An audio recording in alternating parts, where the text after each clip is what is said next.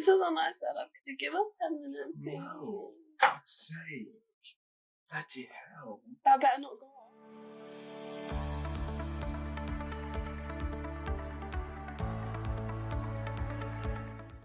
Hello, I'm Olivia, and this is my co-host, Dama. and we're your hosts of the podcast Panic and Me. And today we're talking a little bit about the health anxiety surrounding the pandemic and just in general. We're going to touch a little bit on going to get a COVID test, both a home test and kind of a drive-through centre, because we have experience with both. So I think, at the moment, health anxiety is a huge issue for people. I mean, like, even before the pandemic, I would sometimes convince myself that I was ill, and my anxiety would latch onto that and convince me that I was going to get really, really sick, and that I was going to end up in hospital or something. So having the pandemic on top of that makes it really, really hard. Mm-hmm. Why would you do that? I don't think I've experienced that, but why would you think that you're ill? What I think instance? Yeah, so I think for me a lot, so like I said kind of in a previous podcast, a lot of my mental illnesses are kind of they have physical symptoms. So I'd have a panic attack, and I'd have I got chest pains. That was a big one. Mm-hmm. So even though rationally I knew that these chest pains were just part of me having a panic attack, I would kind of convince myself that I was having a heart attack. Oh yeah. So a couple of times I phoned NHS 111 or 999 once. I've ended up in A&E because I think I'm really, really ill. Mm-hmm. So I have that health anxiety is a big thing for me, because I'm too sensitive to any symptoms in my body. Mm-hmm. If I do some exercise and the next morning my arm is aching, rather than my brain might go oh, you have something wrong with your arm. Yeah. Does that make sense? Yeah, it does. So my brain just zooms in on things in my body and makes it something that it's not. Right. So I've experienced a similar thing with COVID. Yeah. So one time I was in my house, and I was I remember you drinking one time, and then the next morning you called me and you were like, I can't taste. Yeah, that was one. It's I have so many instances, but there was one particular time. I mean, I have 2 COVID tests that I'd ordered that I didn't need. And that wasn't just because that wasn't me taking up a test. That was because I genuinely at that moment thought that I might have COVID. And then kind of after I'd ordered the test, I realised that I didn't. Mm-hmm. So, one time this was when I was in my family home over the summer, and I went home and I was it was quite a hot day, and I was I'm feeling really hot, a bit feverish.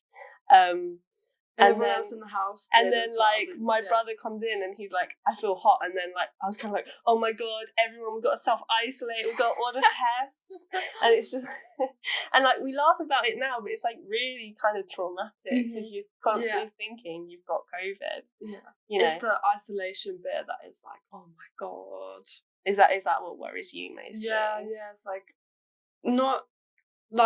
not getting COVID. Mm-hmm. Well, yeah, obviously getting COVID, but it's more the self-isolation and going through that's going to affect you more. I mean, different things affect people differently. Yeah, but you were scared about being on your own, and that's totally valid too. Yeah. And I'm actually scared of kind of being the small percentage of young people that get COVID really, really badly. Or you read about long COVID, and it's really, it really gets to me. So that can be a lot to deal with. Yeah. Going for a test for me was scary. I went through a drive-through test, and oh my god. Okay, tell us, what was it like? It was just a panic, oh, okay, so I need to book it. Let's book it quickly. Because obviously if I have it, I can't be going out the house and stuff. So that was a whole panic. I got one for 11 o'clock, so I had to wait an hour at home, building up the tension. Then I went, and I was I've never done this before. So I drove up, the guy holds up a telephone, called the telephone. Have you ever done this before? No, never done this before. Yeah, you just got to follow instructions, park up the car backwards specifically, turn on your hazard lights when you're done. But what's weird is like that you put the test in your mouth first and then your nose, both the same one. Yeah, because it's similar to home tests, because I've done the home tests. When I've done a home test after as well. Yeah. So yeah, but it's the whole tension of going somewhere and like people are there. I was gonna say that. Like, do you think your social anxiety makes going for a driving test harder? And like how? Well, it's because at home you're just in your own bubble. You can read your instructions, but like there, it's like they did say it's not a racing competition. Like take your time, but there's always a pressure. Like people are going to be watching, and am I doing this right, and all that stuff. Yeah, so I suppose like you said to me before, like backwards parking, like you're feeling like somebody's watching, and you know if you do it wrong, it's just like a nightmare. And it's like what? Yeah, and it's kind of like, you know, having anxiety makes this time harder, right? Because you either, if you have kind of a health anxiety like I do, you might constantly be thinking that you're getting COVID. And I think another part of my anxiety is I worry that people that I love are going to get sick. Do you have a similar thing? Yeah, definitely. Yeah, you know, and I think that lots of people with or without mental illnesses at the moment are worrying about, you know, their family getting sick. Because, you know, and I worry that I'm going to be the person who like spreads it to somebody who's like old or vulnerable, and that, you know, I'm going to be the reason that somebody ends up in hospital, and those are, you know, really big worries as well. So I mean, like, how do we cope with all of this kind of health anxiety and social anxiety stopping you going for tests and things?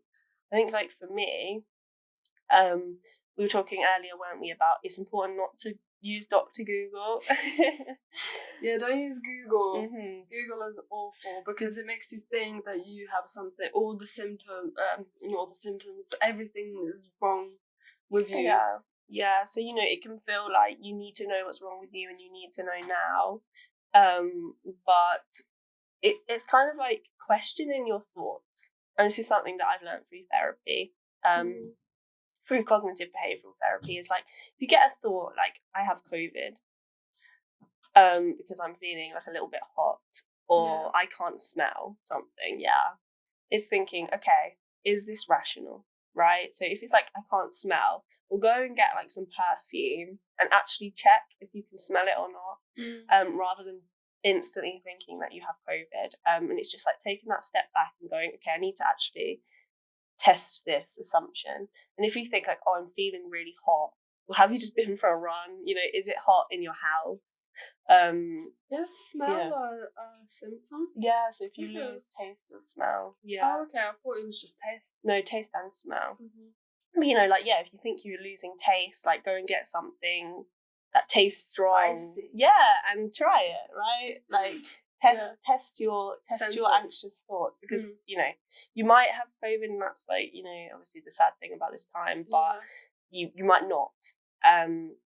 And you know, if you are really worried, order a test. You know, if you think we have a huge testing capacity, and they're not even doing as many tests as they can do, so there's not like an issue there. So if you think you might have COVID, get a test if that's going to help you with your anxiety. So I suppose, like, how did you deal with going for a drive-through test when your social anxiety like made it hard? So how would you? What advice would you give? Talk to a friend, have a friend on the phone. Talk to them before and after as well. And I did that with my boyfriend at the time. And that really helped, because it's just talking to someone about how you're feeling, and they can just listen or give you some good advice. And in the end, you realise it's not a big deal, and everyone goes through it. So that's the thing with anxiety, isn't it? It's like you have to do the things, and you learn this through therapies. You have to do the things that you're scared of in order to get over them. You know, if you're scared of going for a drive-through test, I mean, see if you can get an at-home test as well. It's not, don't be putting unnecessary pressure on yourself. But it is a case of if you need to go for a drive-through test and you're scared, you kind of just have to push through that anxiety and do it, and then you realise, oh, you know, I was worrying about nothing. And don't worry, everything will be okay. It's Yeah. not the end of the world as well. Like, there's bigger problems. But at the time it feels like a big problem. Of course. Like, it was such a big problem for me during that moment. But now when you look back at it, like, it's fine. It's okay.